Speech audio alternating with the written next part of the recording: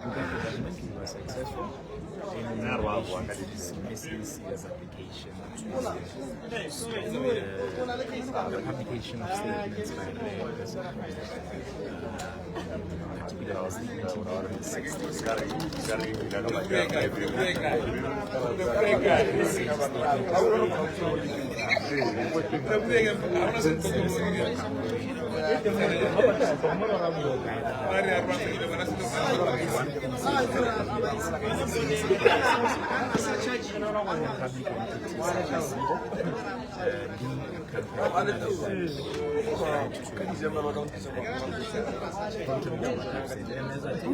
remember our positions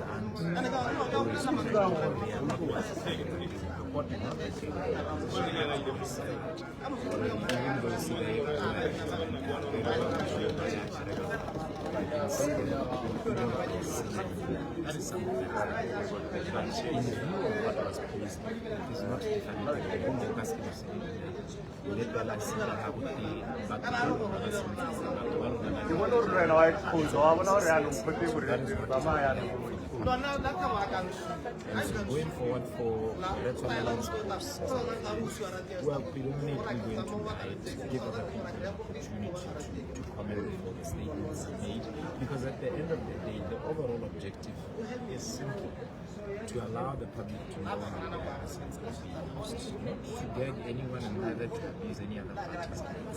So, just on the citizen candidates in judgment in your paper, and at least we are guaranteed is not really interdict, is not gag rape, is free to express himself. Obviously, within the confines of what the law is on other people's reputation. But it was never in doubt, we were never scared. Okay, if you don't mind me asking, so Suguan Sarapare, now small of Sasugua on Facebook. Not necessarily to sense. Not necessarily to sense. The discourse of rights, as you had, about the intersection between freedom of expression versus your right to dignity, is not very difficult. It's a balancing exercise in such a way that low and not comment on an issue in public interest. It's a fair comment, it is. At the end of the day, it doesn't violate your rights.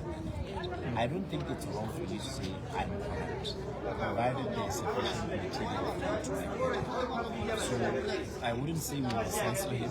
I would rather say we would possibly advise that every statement that we make has a basis, and ideally the person against whom is made has had the opportunity to comment. Because you guys are doing a very good job. Everyone in the media, the protesters, the youth, you're doing a very good job. And it would be very unfortunate to dilute such a good job by these constant diversions where now someone is saying, you defamed me, you violated my dignity, etc. When we could actually be focusing on the core issue. Was this public entity maladministrated? Is there corruption? So it's not necessarily to censor, it's just to make sure that what you take there out there is adequate enough to serve the function that you want. What does this also mean that the lawsuit that was against your client? Do they hold water? They don't necessarily. Yeah, well, Tony, I'll be quite constrained to speak about it. It's just that some stage we're even yet to enter the areas to defend. So to say they don't do hold water would be basically to comment on an issue that is still before the courts and is yet to be adjudicated upon. And for actions like that, for defamation, they take quite some time. Come out in 5 to 10 years before they can forfeit determination. But as a preliminary view, which I think I'm entitled to make an opinion on this, most of the claims are made centered around what we were here for today. And I think we've already received guidance from the court as to the nature of the comments and how they in the public interest, which is a major component of defense to defamation. So if we take it and put it into by that logic, there wouldn't be much to worry about. And also looking at the quantum of damages that have been claimed, 7 million, 5 million, 3 million, something like that. not in this jurisdiction. That is just a ridiculous thing. You can't sustain such a hard. I think you have to have suffered some serious amount of damage. In light of the comments and the judgment of the court, I don't think that goes anywhere. But like I've said inside, our idea of claims like this is not to continue fighting, to encourage fighting. It's really to bring them as close to each other as possible. So we will defend, we will oppose, but we will also encourage a situation.